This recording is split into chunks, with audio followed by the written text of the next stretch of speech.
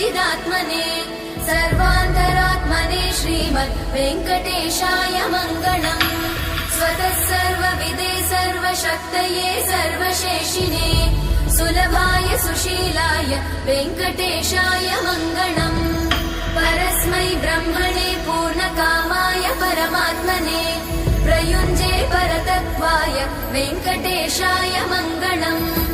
आकालतत्त्वमशान्तमात्मनामनुपश्यताम् अतृप्त्यमृतरूपाय वेङ्कटेशाय मङ्गलम्। प्रायस्वचरणौ पुंसां शरण्यत्वेन पाणिना कृपया दिशते श्रीमद् वेङ्कटेशाय मङ्गलम्। दयामृततरङ्गिण्यास्तरङ्गैरिव शीतलै अपाङ्गै सिञ्चते विश्वं वेङ्कटेशाय मङ्गलम्। स्रग्भूषाम्बर